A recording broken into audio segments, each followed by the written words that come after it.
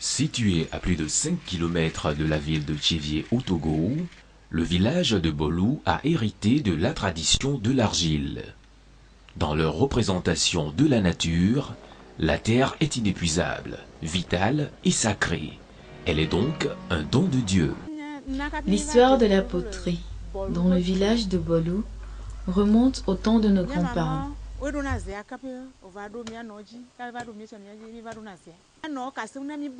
Nos mères nous ont narré que dans le temps, nos grands-parents revenaient de chasse et ont trouvé des crêpes qui ont fait sortir de l'argile du sol.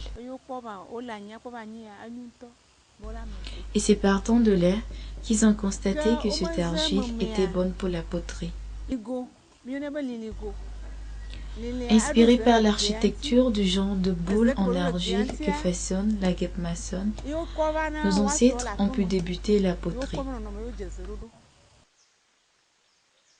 Le gisement d'argile se trouve à environ 8 km au nord du village de Bolou.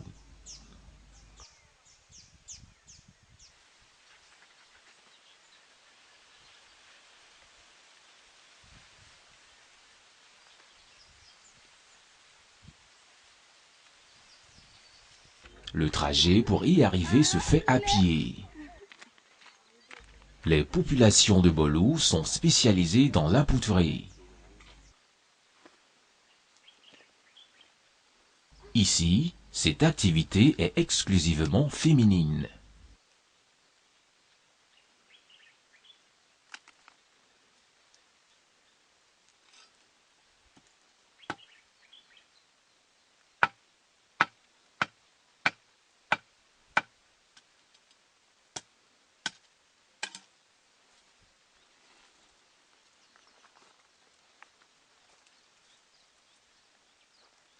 L'argile destinée à la poterie ne se trouve pas directement à la surface du sol. Il va falloir creuser des trous allant de 6 à 12 mètres environ, en dessous du sol.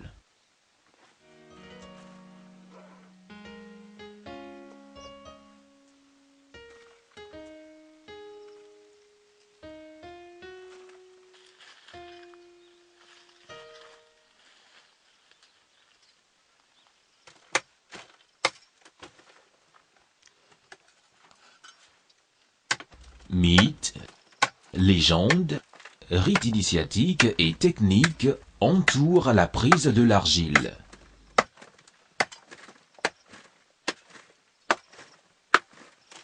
Il n'est pas permis à n'importe qui de rentrer dans le trou car cela pourrait être fatal.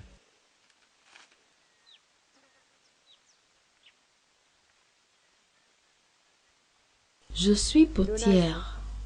Nous façonnons les pots avec de l'argile, communément appelée adaba. Ce terrain est la propriété d'une famille. Comme l'argile constitue le pain de notre peuple, les autorités nous ont alloué ce terrain. Des litiges s'y attachent comme par exemple, certaines personnes y ont vendu des parcelles. Ce terrain constitue notre source de revenus principale. La quête de l'argile est très difficile. Nous creusons le sol avec des pioches et une fois l'argile trouvée, nous l'extrayons avec des houes. L'argile ne se trouve pas sur la partie superficielle du sol, donc nous rentrons dans les trous pour l'extraire.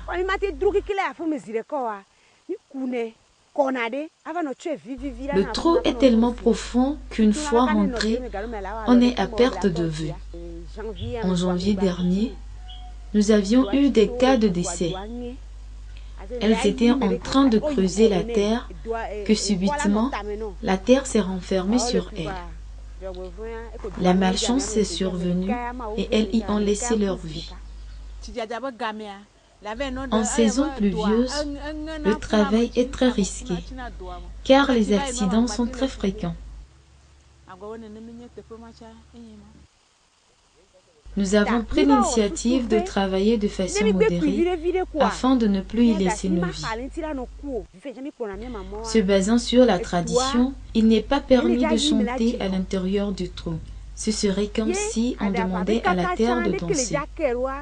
Il n'est pas permis de creuser à l'horizontale, mais toujours à la verticale.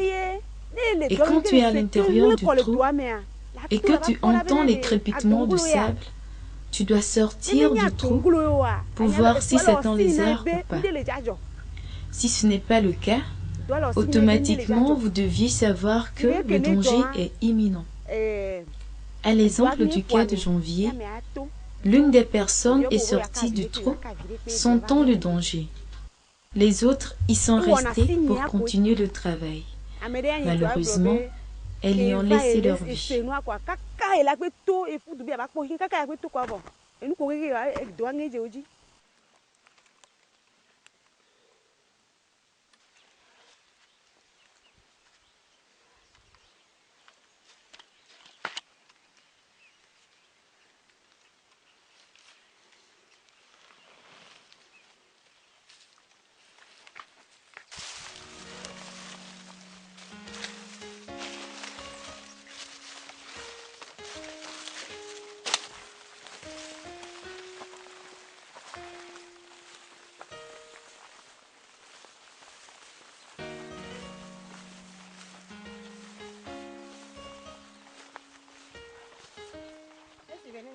Après avoir puisé l'argile, il va falloir en faire des tas ou la mettre dans des sacs pour la ramener jusqu'au village.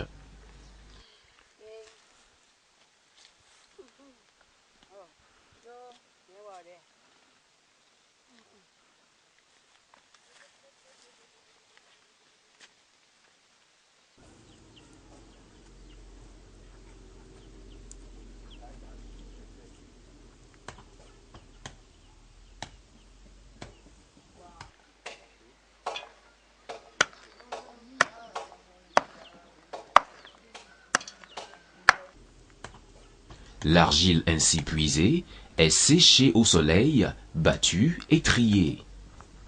Ensuite, on y ajoute de l'eau pour la malaxer et l'envoyer à la modélisation.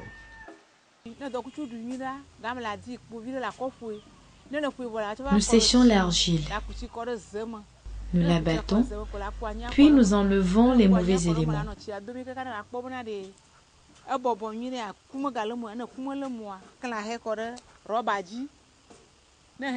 Après, on y met de l'eau, puis on la malaxe à la main ou avec nos pieds. On prépare l'argile la veille et le lendemain, on commence la modélisation.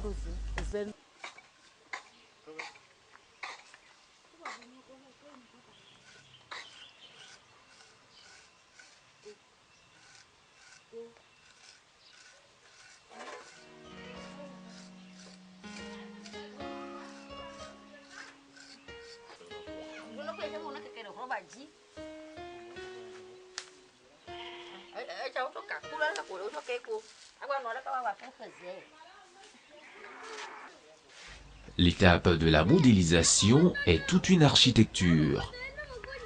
Elle demande une certaine adresse et une habileté de la part de ceux qui la font.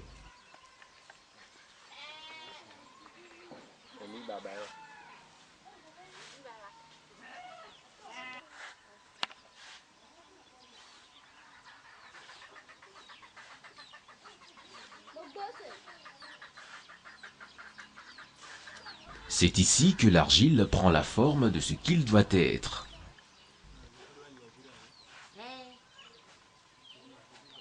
L'argile ainsi modelée est mise au soleil.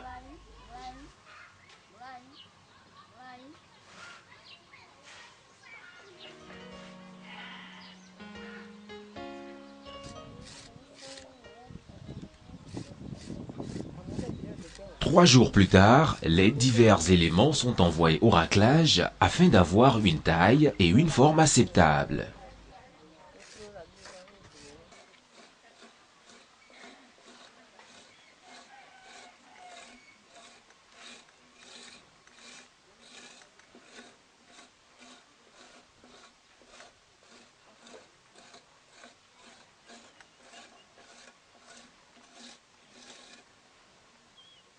Je me nomme Dayovo. Je suis en train de racler le pot et je le fais à base de coquilles d'escargot.